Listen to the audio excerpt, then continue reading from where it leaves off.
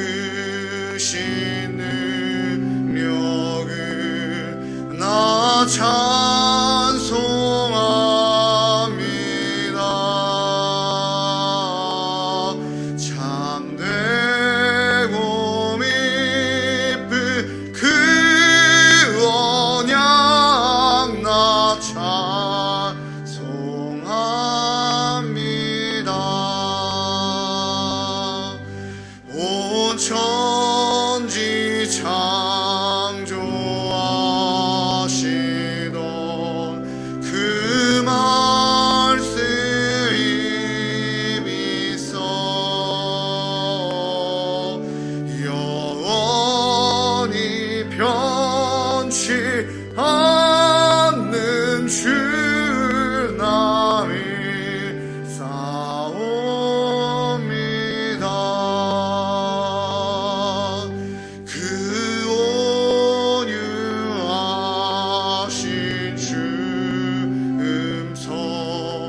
날 불러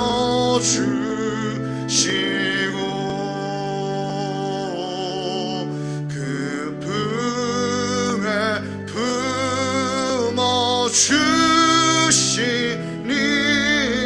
나 찬송합니다.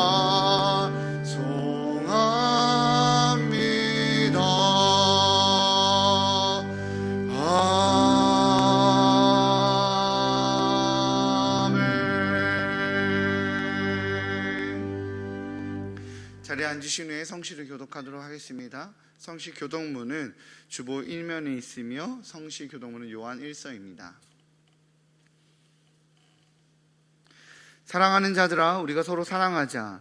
사랑은 하나님께 속한 것이니 사랑하는 자마다 하나님으로부터 나서 하나님을 알고 사랑하지 아니하는 자는 하나님을 알지 못하나니 이는 하나님은 사랑이심이라. 하나님의 사랑이 우리에게 이렇게 나타낸 바 되었으니 하나님이 자기의 독생자를 세상에 보내심은 그로 말미암아 우리를 살리려 하심이라.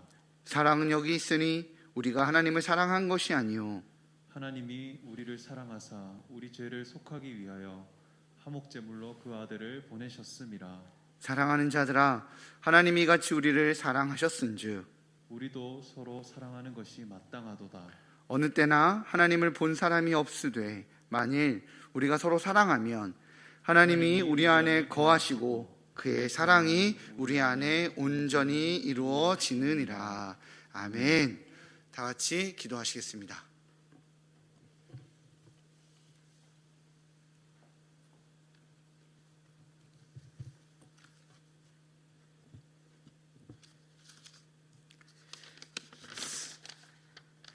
지난 1년 동안 코로나19 위기 속에서도 이만큼 지켜주신 하나님 아버지 감사합니다.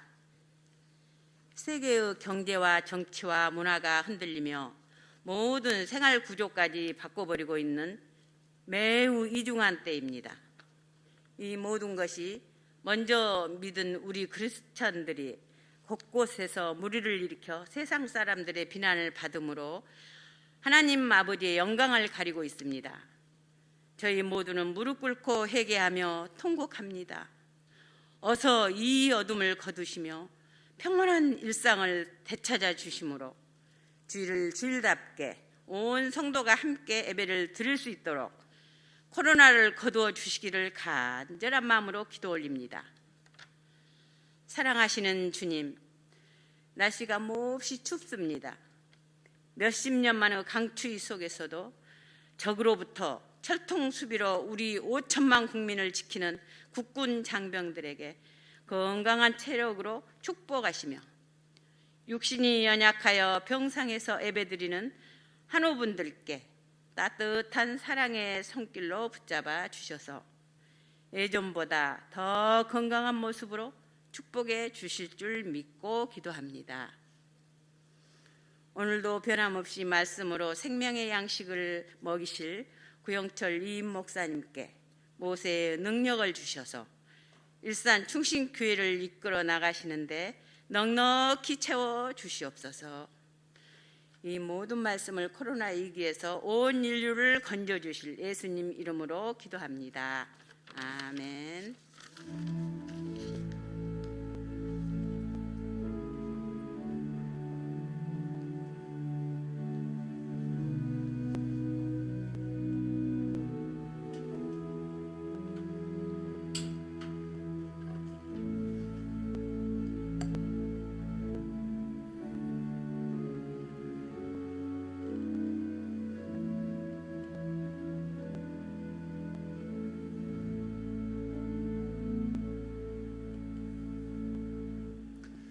자리에 일어나셔서 마음과 정성을 다해 드린 예물을 봉헌하겠습니다.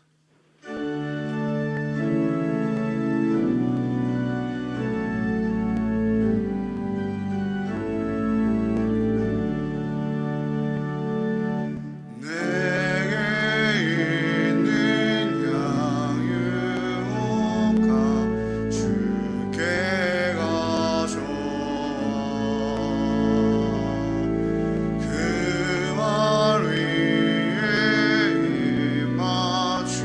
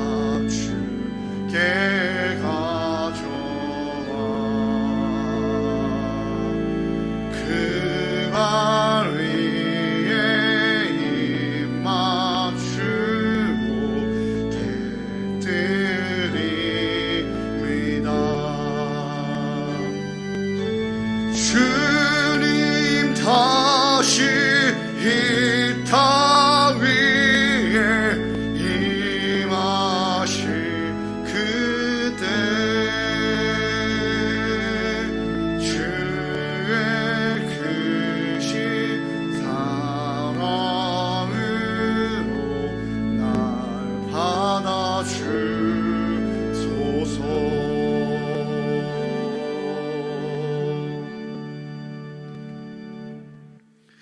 저희가 꿈꾸는 그 어떤 모습보다 위대하고 순수하신 주님, 주님만이 저희의 주인이십니다.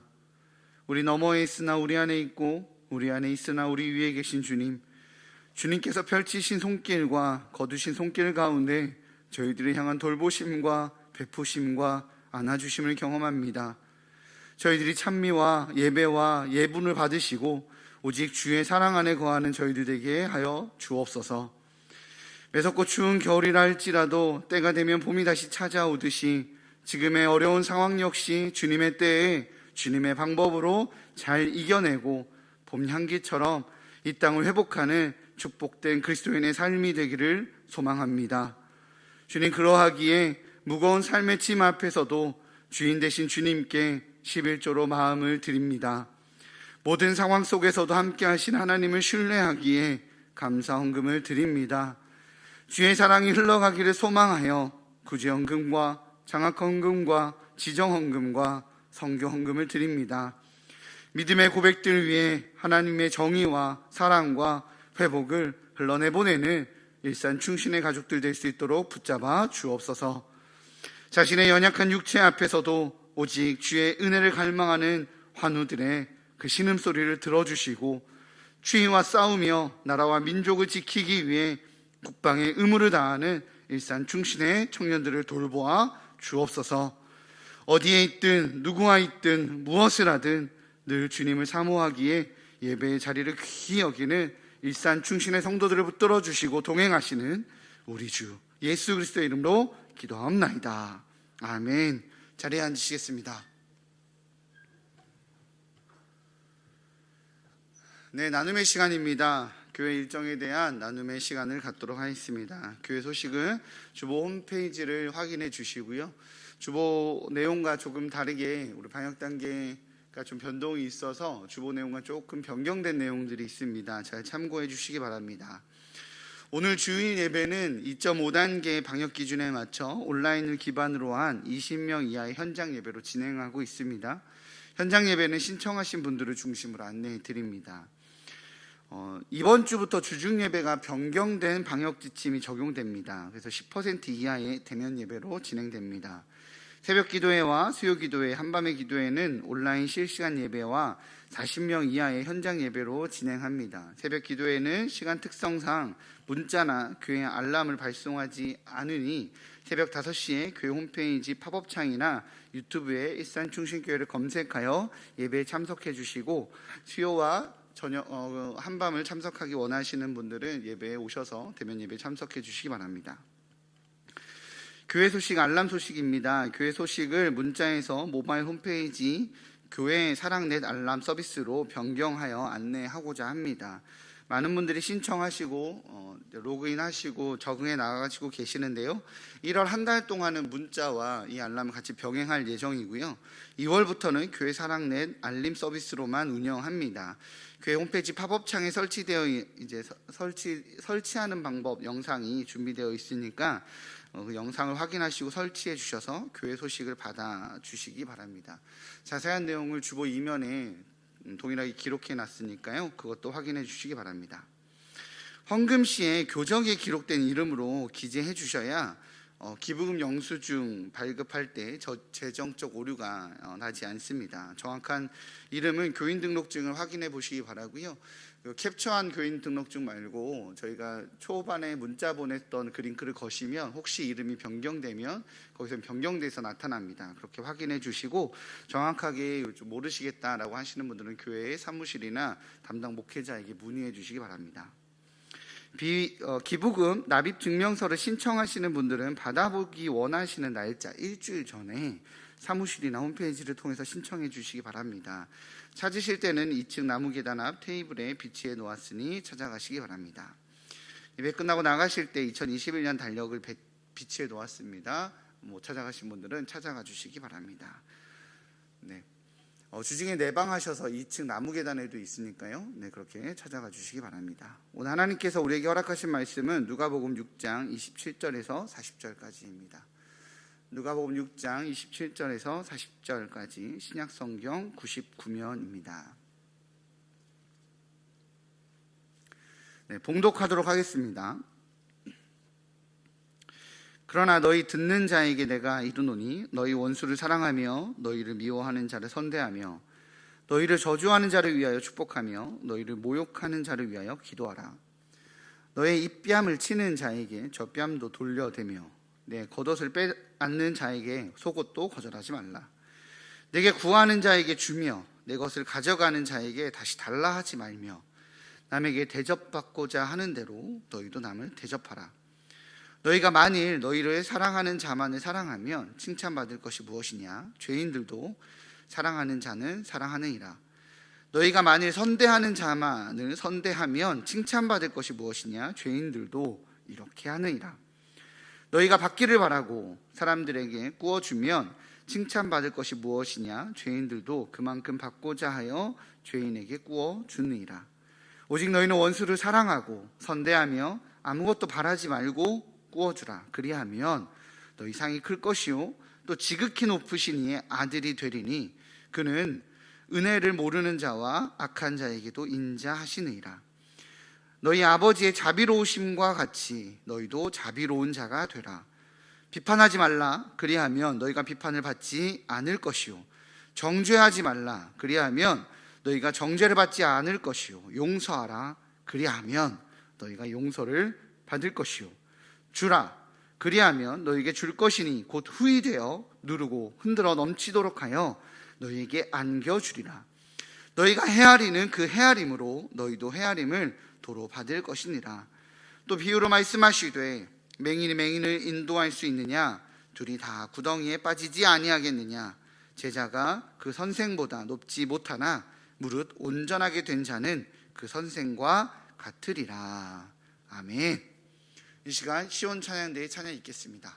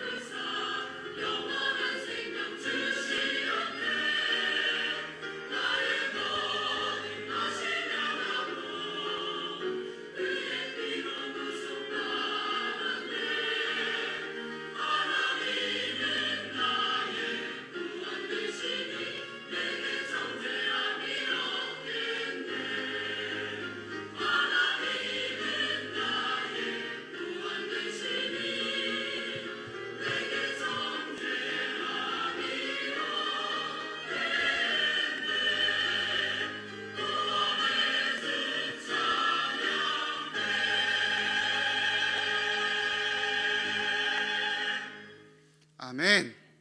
스승과 같은 길을 걷는 제자라는 제목으로 하나님 말씀 선포될 때 많은 은혜 받으시기 바랍니다.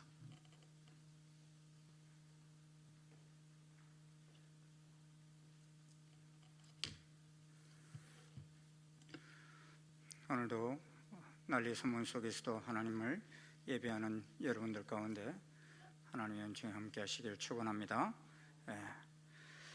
2019년 12월 추운 날 인천의 한 슈퍼마켓에서 아버지와 아들이 먹을 것을 훔치다가 잡혀서 경찰까지 와서 조사를 받게 되었던 사건이 있었습니다. 근데 조사를 해보니 아버지가 실직하여 당장 돈이 없어 하루 종일 가족들이 아무것도 먹지를 못한 상황에서 그리하였습니다. 그래서 슈퍼주인은 용서하니 구속하지 말아달라고 하였고, 이를 조사하던 경찰도 혼방 후에 그들 부자가 그날 아무것도 먹지 못한 상태라는 것을 알고서는 바로 식당에 데려가서는 요즘 세상에 밥 굶는 사람이 어디 있냐며 눈물을 글썽이면서 따뜻한 음식을 먹였습니다. 그런데 그러한 현장을 보았던 한 분이 누구라는 것도 밝히지도 않고서 식사를 하고 있는데 와서는 봉투를 하나 주고서는 사라져 버렸는데, 봉투 속에는 20만 원이 들어있었습니다.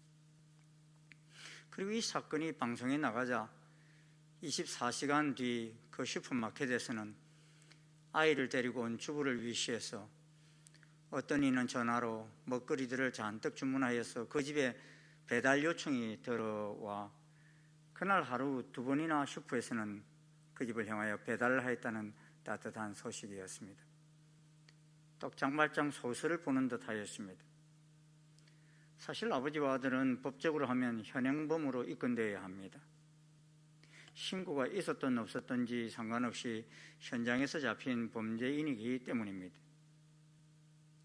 사실 오늘 저는 본문은 제가 수십 년 설교를 해왔지만 제일 하기 힘든 설교였습니다. 준비부터가 힘들었어요. 그래서 그 이유가 무엇일까 생각해보니 구구절절히 저에게 하시는 말씀인데 제가 제대로 따르지 못하고 있었기 때문입니다. 목사가 제일 저지르기 쉬운 죄가 무엇일까 생각해보니 사랑보다는 늘 정답만 말하려는 태도입니다. 이런 종교인의 삶을 살기가 제일 쉬운 사람이 어린 신자가 아닙니다. 자신은 제일 신앙생활을 잘하고 있다고 생각하는 사람들일 가능성이 높습니다. 예수님을 가장 신랄하게 비판하고 고발하여 십자가에까지 못 박게 한 사람들이 일반 백성들이 아니었어요. 자기 민족이었고 그 중에서도 가장 하나님을 잘 믿는다고 스스로 자부하는 대제사장과 바리새인들이었습니다. 사실 구약시대에 주신 율법을 보면 생명에는 생명으로, 눈에는 눈으로, 발에는 발로 이니라 하였습니다. 법으로 이렇게 보상하라는 것입니다. 왜 이런 법을 주셨습니까? 사람들이 감정적으로 하면은 눈에는 눈으로 갚는 것이 아니라 눈을 다치게 하였는데 사람을 죽여버리기까지 한다는 것입니다. 지금 우리나라는 정인이의 죽음으로 인하여 많은 백성들이 분노하고 있습니다. 그런데 지난 10월 가정사역단체 하이패밀리 대표인 송기름 목사님은 이런 아동학대 배후엔 분노가 있다고 하면서 내가 분노를 조절하지 못하면 분노가 나를 조절한다며, 분노가 안에서 폭발하면 자신을 죽이는 자살이 되고 밖으로 폭발하면 자녀를 죽이는 살인이 된다고 하였습니다. 그래서 자기가 상한 그 이상을 상하게 한다는 것입니다. 상대방으로 하여금. 사실 이미 구약의 율법을 보면 놀라울 정도의 사랑의 말씀들이 넘쳐나고 있습니다. 여호와 하나님께서는 원수를 갚지 말며 동포를 원망하지 말며 내 이웃 사랑하기를 내 자신같이 사랑하라 말씀하십니다.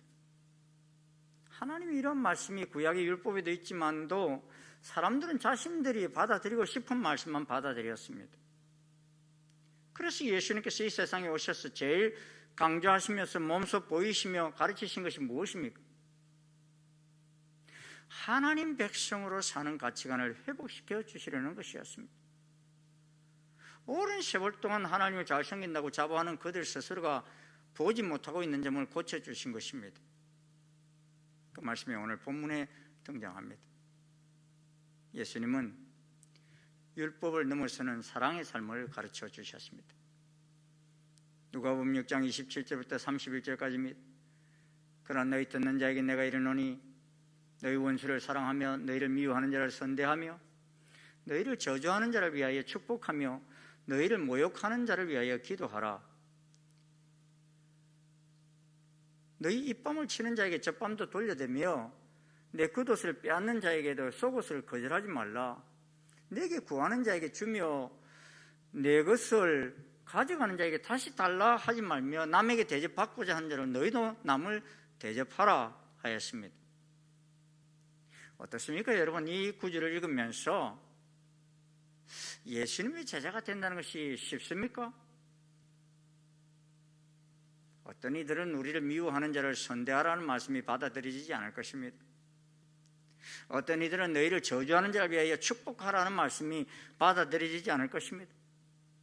또 어떤 이들은 너희 입밤을 치는 자에게 젖밤도 돌려대며 네 것을 가져가는 자에게 다시 달라 하지 말라는 말씀이 받아들여지지 않을 것입니다. 우리가 생각할 때 예수님의 제자가 되면 풍요와 형통을 기대합니다. 그런데 예수님의 제자로 부름받은 이들의 삶을 보노라면 우리가 기대했던 것과는 달리 거의 다 선교자의 길을 걸어갔습니다. 밥 먹성 감옥에 갇히는 신세가 되었고 배고픔과 미움과 조롱거리가 되는 길이었습니다. 선한 일을 하고 퇴장을 맞았습니다. 아마도 제자들은 자신들이 생각했던 것과는 많이 달랐을 것입니다. 그런데도 불구하고 제자들에게 이런 말씀을 하시는 이유가 무엇입니까? 이는 진정으로 원수와 하나 되는 길을 가르쳐 주신 것입니다.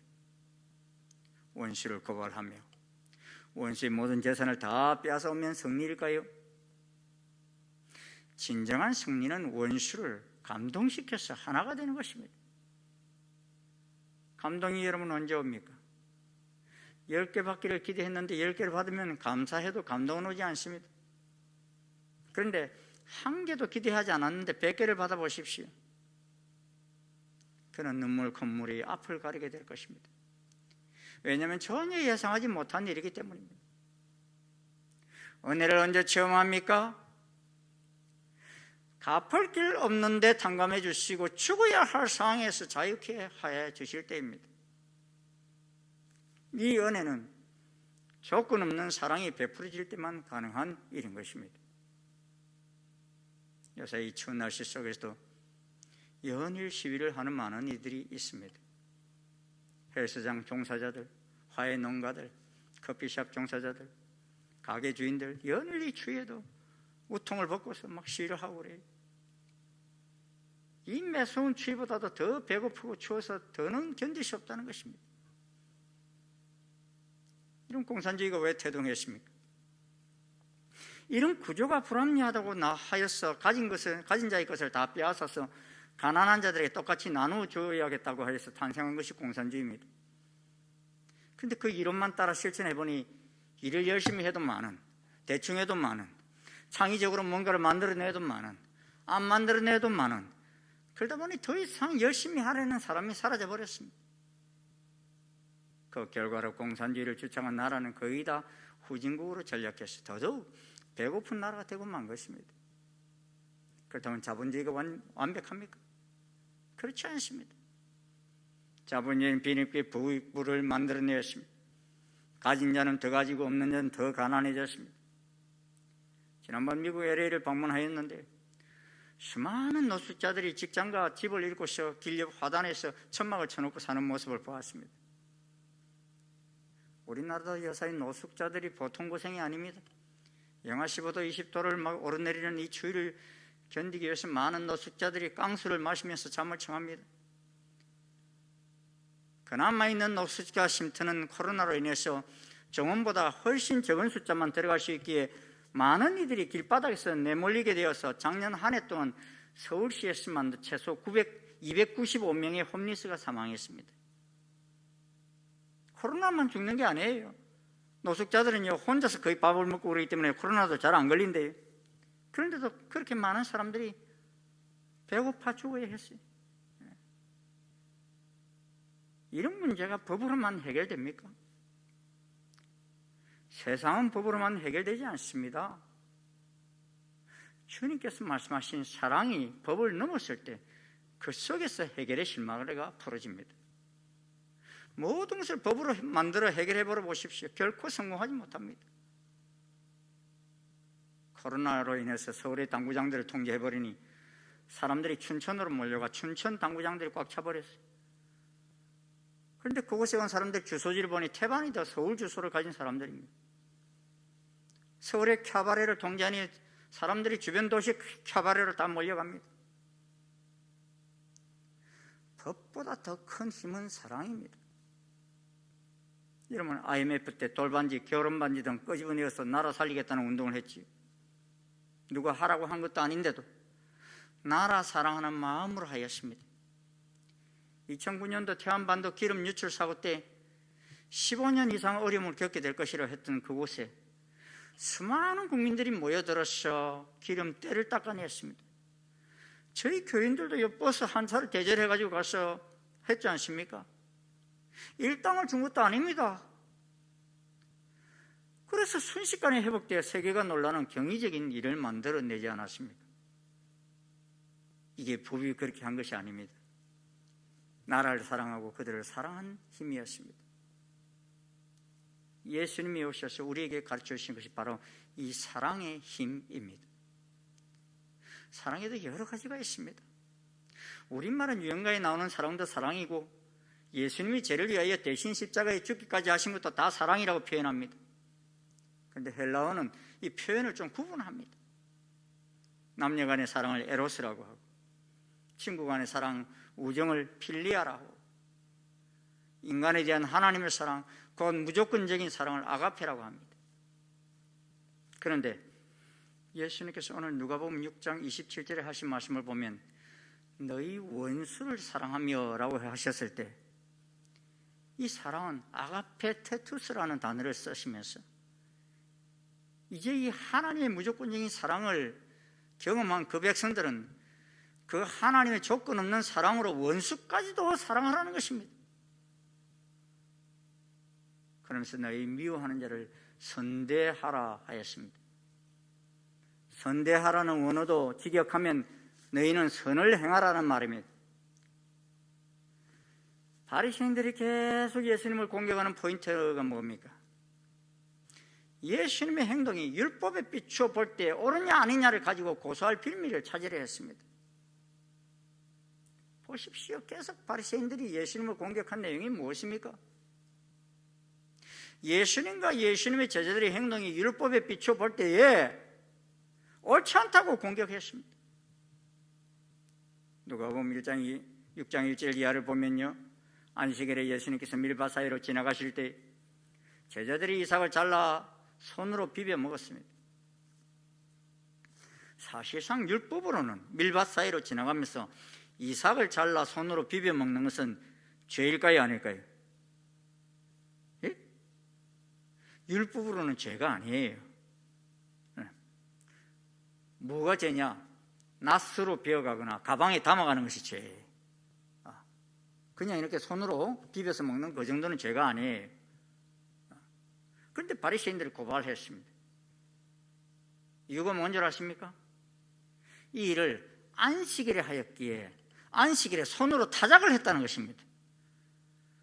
그래서 죄를 지었다는 것입니다. 또 다른 안식일에 예수님께서 회당에 들어가서 가르치시면서 거기 있는 오른손 마른 사람의 손을 고쳐주셨습니다. 이 또한 서기관과 바리새인들이 예수님을 고발할 증거를 찾으려 하여 안식일에 병을 고치시는가 엿보았습니다. 그때 예수님 하신 말씀이 무엇입니까? 내가 너에게 묻노니 안식일에 선을 행하는 것과 악을 행하는 것, 생명을 구원하는 것과 죽이는 것 어느 것이 옳으냐 그랬습니다. 그리고서는 그 손을 내밀라 하시고서는 말라버린 그 손을 회복시켜 주셨습니다. 그런데 바리새인들은 이 일을 보고서 하나님께 영광을 돌리는 것이 아니라 노기가 가득해서 예수님을 어떻게 할까 서로 작당을 했습니다. 이인즉슨 안식일에는 죽을 병 아닌 이상 고치면 안 된다는 법을 어겼다는 것입니다. 바리새인들의 기준은 옳으냐 아니냐에 달려 있었습니다. 그런데 예수님은 이것이 선한 것이냐 아니냐에 따라 행동하셨습니다. 이런 바리새인 중에 바리새인으로서 예수님을 믿는 자들을 잡으러 다메섹까지 갔던 바울 사도는 그가 예수님을 만난 후 어떻게 가치관이 변했는지 로마서 12장에 잘 기록하고 있습니다. 너희를 박해하는 자를 축복하라. 축복하고 저주하지 말라. 절구하는 자와 함께 절구하고 우는 자와 함께 울라. 내 사랑하는 자들아 너희가 친히 원수를 갚지 말고 하나님이 진노하심에 맡기라. 기록하였으되 원수 갚는 것이 내게 있으니 내가 갚으리라고 주께서 말씀하시니라.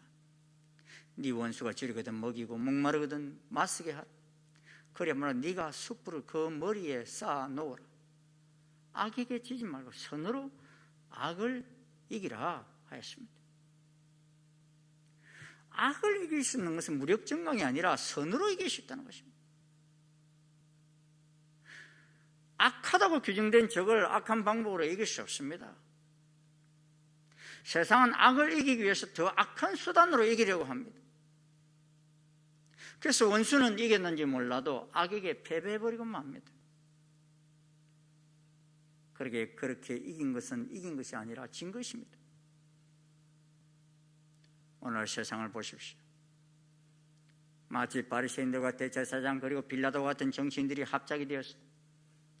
얼마나 법이라는 이름하에 수많은 이들을 죽이는지 모릅니다. 자기 자리 빼앗길까 봐 헤롯 왕은 베들레헴과 그 인근 지방에서 태어난 2살 아래의 남자아이들을 다 죽였어요. 빌라도 총독 같은 이들은 예수님을 죄없다 하면서도 폭동이 두려워서 대야에 손을 씻는 신용을 하고서는 예수님을 십자가에 못 박아버렸습니다. 죄 없다고 해놓고서 오늘날에도 한 자리 지키겠다고 온갖 악법을 통과시키는 법이요 하면서 백성들을 힘들게 하는 악한 이들과 또 야합하는 이들이 얼마나 많습니까? 그렇게 왕은 보이고 대제사장은 보이는데요, 갈릴리 목수의 아들과 그 제자들은 안 보입니다. 법이라고 하면서 백성들을 잡는 악한 권세는 보이는데 이 엄동설 안에 꽥소리도 못하고 죽어가는 백성들은 안 보려고 합니다. 두란노에서 2016년에 발행한 내가 왕 바리새인입니다 라는 책을 쓴 홍은석 여자 선교사님의 글을 읽은 적이 있습니다. 그는 아마존 인디오 형제들을 자기 생명보다도 더 사랑했던 선교사입니다.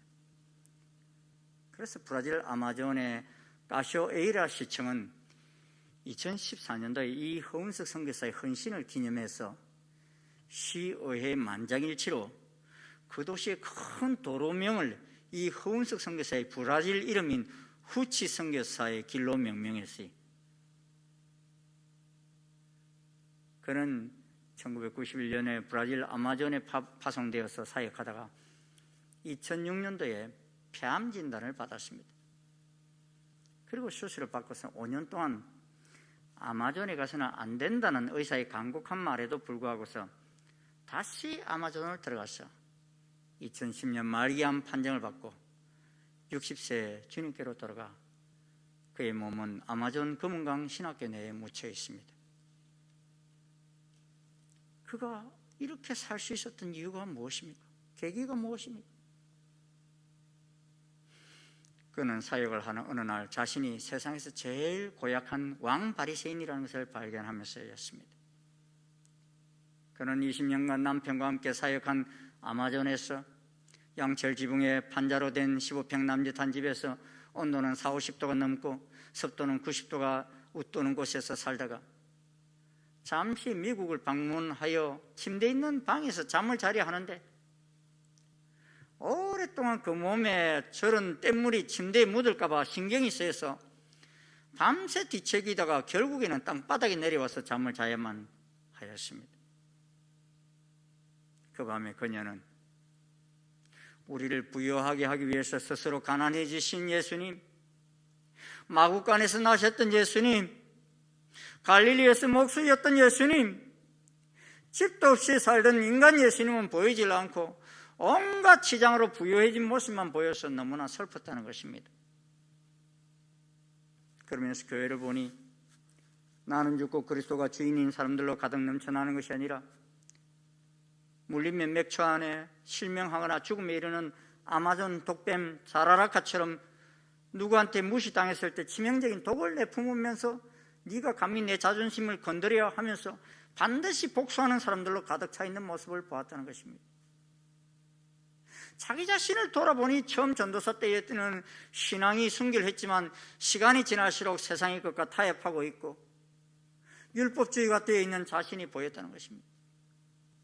남편과 싸우고 나면 죄책감에 시달려서 더 열심히 금식하였고, 죄가 보이면 주님 제 실상이 이렇습니다, 저를 불쌍히 여기시고 용서해 주옵소서라고 회개하며 주님께 은혜를 구해야 하는데 내 몸을 힘들게 해서 죄의 대가를 치르려고 했다는 것입니다.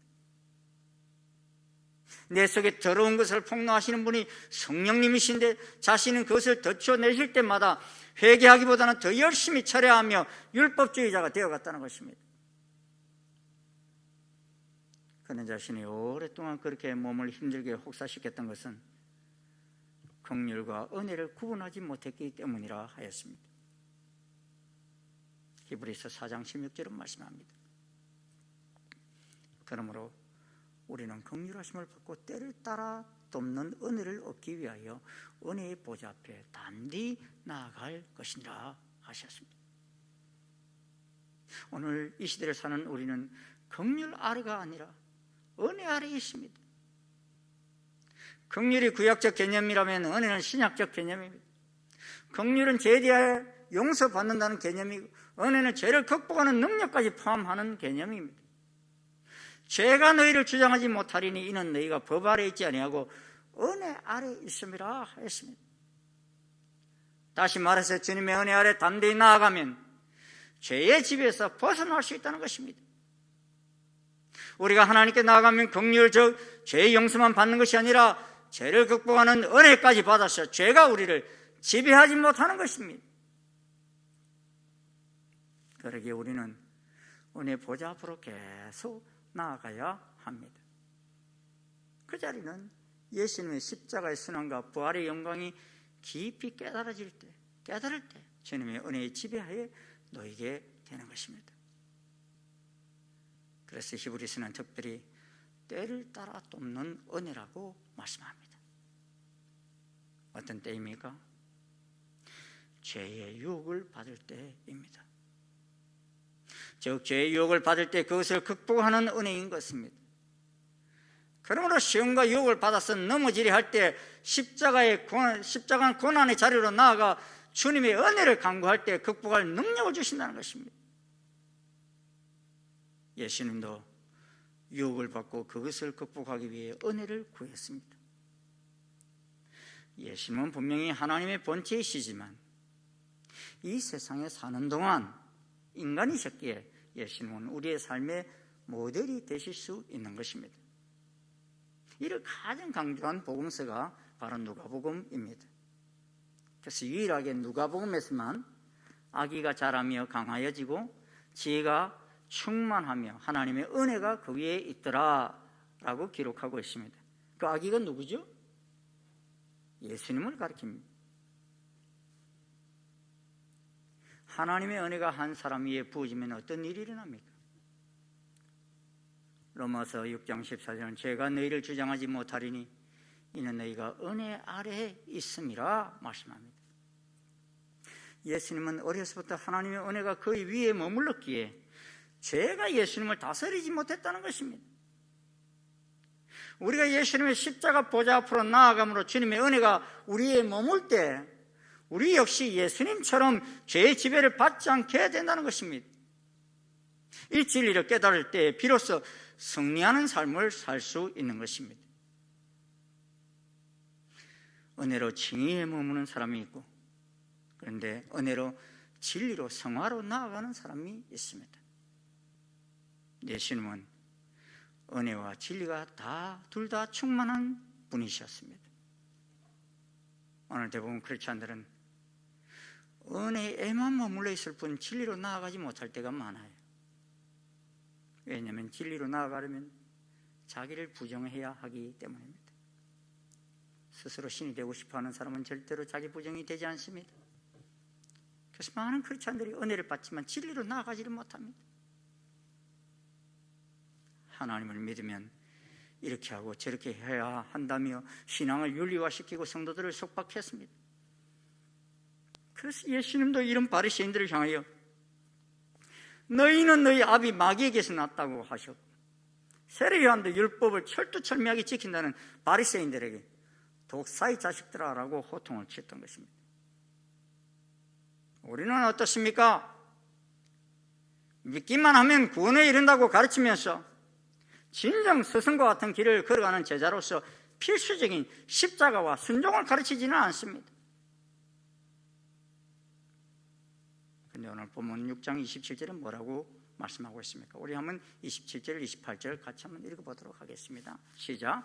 그러나 너희 듣는 자에게 내가 이르노니 너희 원수를 사랑하며 너희를 미워하는 자를 선대하며 너희를 저주하는 자를 위하여 축복하며 너희를 모욕하는 자를 위하여 기도하라.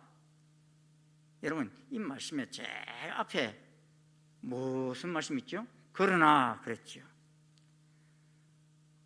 무슨 말씀 하시는 왜 그러나 그랬는지 궁금하지 않습니까? 바로 앞에 이런 말씀이 있습니다. 모든 사람이 너희를 칭찬하면 화가 있도다. 그들의 조상들이 거짓 선지자들에게 이와 같이 하였느니라. 그러나 너희는 듣는 자에게 내가 이르노니 하셨습니다. 모든 사람에게 칭찬을 받는다는 의미가 무엇입니까? 존 스타트 목사님 이 말씀을 이렇게 말씀합니다. 적당히 헌신할 만한 영역을 고르고 대가를 치러야 할 듯한 영역은 피하는 제자가 된다는 것입니다.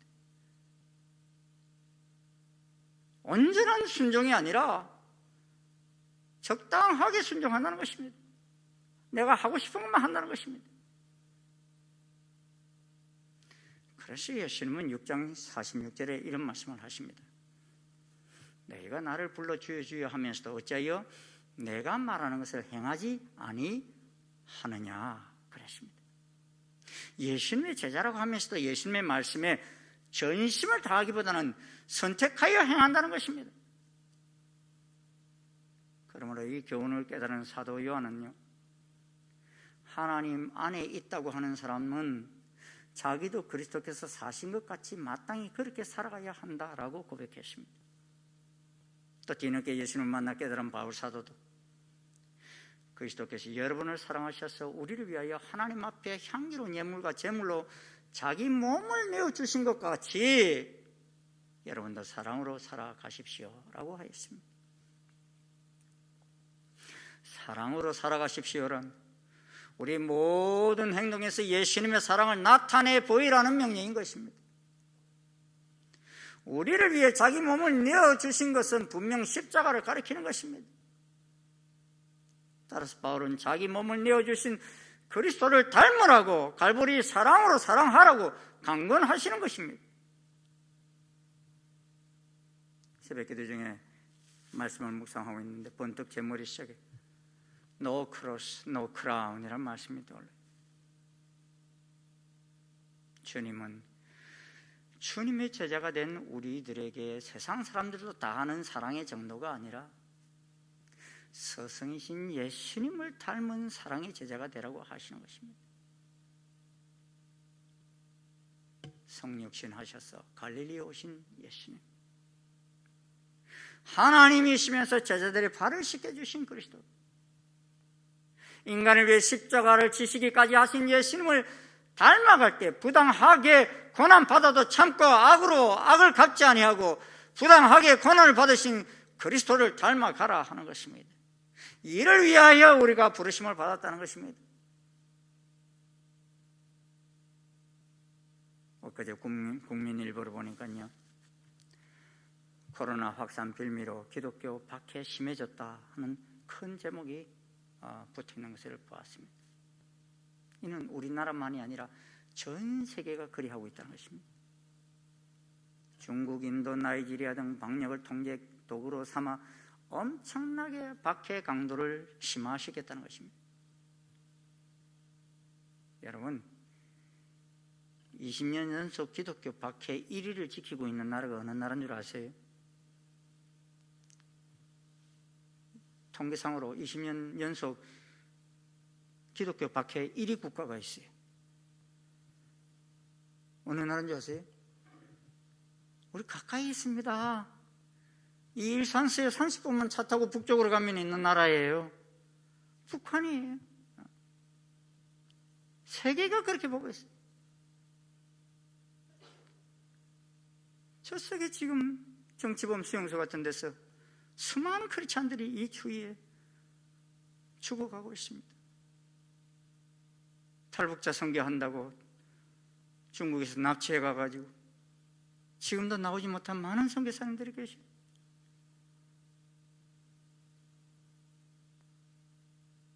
이 코로나로 인하여 여러 문화에서 박해가 늘어나고 있는 오늘날, 우리는 이 세상으로 보냄받은 예수님의 제자들이라는 것입니다. 존 스타트 목사님 그의 마지막 책인 제자도에서 이런 고백을 하고 있습니다. 복음을 전하려는 우리 노력이 종종 실패로 점철되는 이유가 무엇인가? 몇몇 다른 이유도 있지만 한 가지 중요한 이유는 우리 모습이 우리가 선포하는 그리스도 같아 보이지 않기 때문이라 그랬습니다. 이 일이 우리 힘으로는 분명 할 수 없습니다. 하지만 하나님은 우리가 그분의 뜻을 이룰 수 있도록 성령님을 보내주셨습니다. 그래서 윌리엄 템플은 이를 설명하기를 셰익스피어를 예를 들어서 말합니다.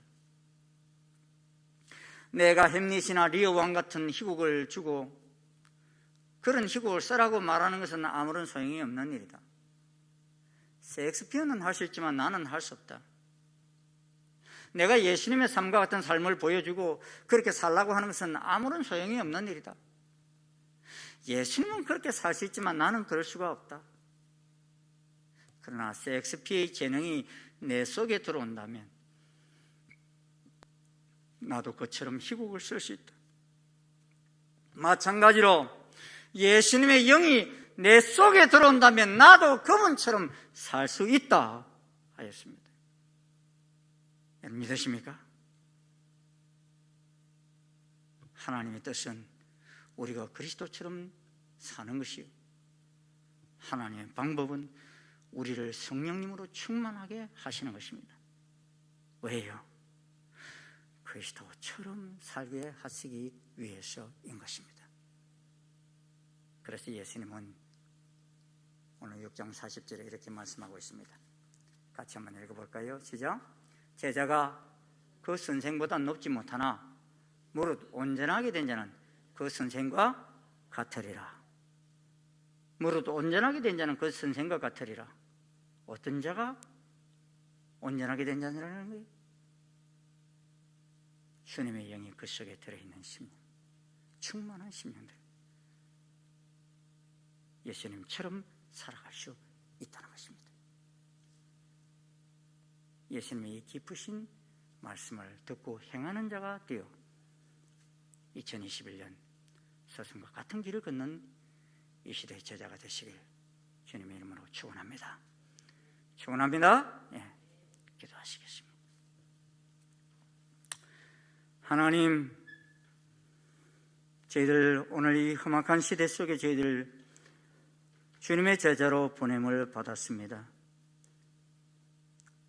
아버지 하나님, 하지만 저희들이 주님이 우리에게 교훈하신 그 교훈대로 살려고 할 때 너무나 저 일은 내 일이 아니야, 저 일은 내가 따라갈 수 없다라고 거절하고 있지 않는지 우리 자신을 되돌아 봅니다. 주님, 저희들이 연약함을 아시기에 주님은 우리에게 성령님을 보내주셔서 주님을 닮아갈 수 있게 해주셨고 그리스도인다운 삶을 살아갈 수 있도록 새 힘을 더하여 주셨습니다. 주님이 이 혼탁한 세상 속에 주님은 그리스도의 삶을 살려고 우리를 이 시대에 보내신 것을 믿습니다. 주님, 이 시대 속에 주님을 닮아가는 제자가 되어지는 저희들로 인해서 아버지 하나님을 기쁘시게 하는 이 시대가 되게 인도해 주시옵소서. 예수님 이름으로 기도드리옵나이다. 아멘. 더 자리에서 일어나셔서 497장 찬송 함께 부르시겠습니다.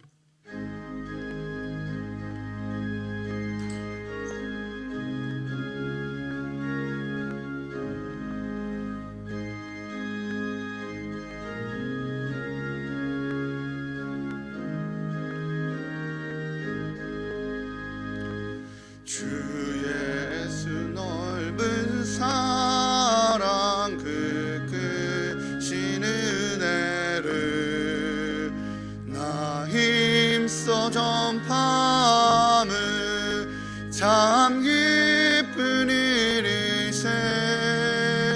주 예수 복된 말씀 생명과 진리요 내 맘의 갈급함을 다 채워주시네. 예부터 전한 말씀 주 예수 크신 사랑 나 항상 전파하기 참 기뻐하도다. 이 말씀 전할 때에 내 마음이 기쁘고 그 말씀 전할수록 새 기쁨 넘치네. 구원의 복된 말씀 못 들은 사람이 세상에 많음으로 힘써서 전하세. 예부터 전한 말씀 주 예수 크신 사랑 나 항상 전파하기 참 기뻐하도다. 이 말씀 들은 사람 또 듣기 원하고 목말라 사모하니 그 말씀 진리라. 그 나라 영광 주에 나 부를 새 노래. 예부터 좋아하던 이 말씀 뿐일세. 예부터 전한 말씀 주 예수 그 사랑 나 항상 전파하기 참 기뻐하도다.